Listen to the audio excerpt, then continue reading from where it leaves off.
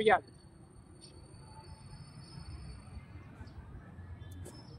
Maraming salamat po.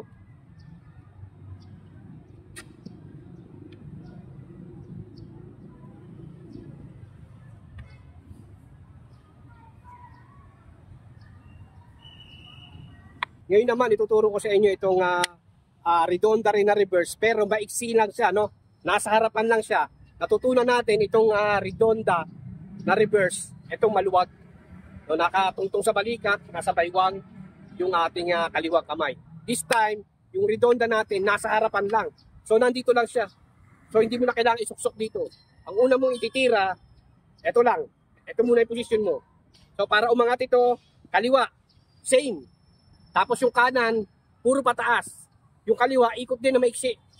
Papunta sa kaliwa. So, andito na tayo.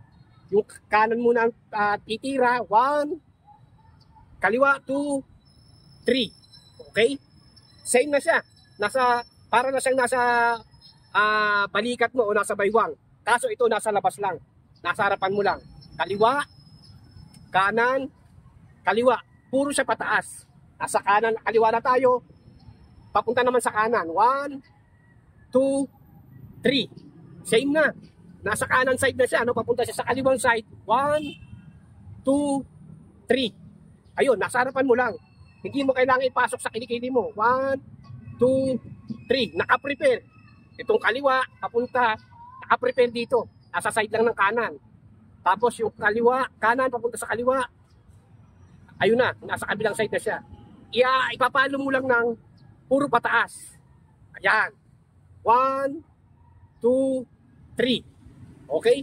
1, 2, 3. Para gumanda yung reverse mo na nasa harapan lang. Iba itong nasa malaki. Iba ito kaysa dito sa harapan. Okay? Yun ang mapapansin mo. Umiikot siya, nare-reverse mo siya sa harapan lang. So, paano siya ginagawa? Ito muna ang ito muna mong papaluin. 1, 2, 3. Okay? 1, 2, 3. 1, 2, 3. 1, 2, 3. Maiksi lang siya. 1, 2, 3. Nagpapalit lang siya. Kanan muna.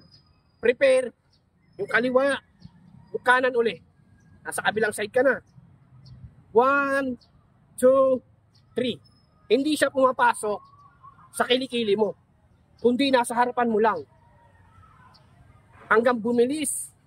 Kananang bumilis. 1, 2, 3.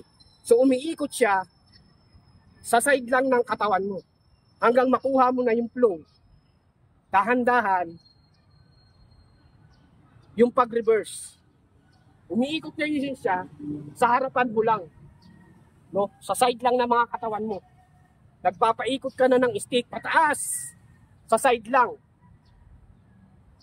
Para gumanda na yung reverse mo. Reverse redonda. Yan yung ating reverse redonda.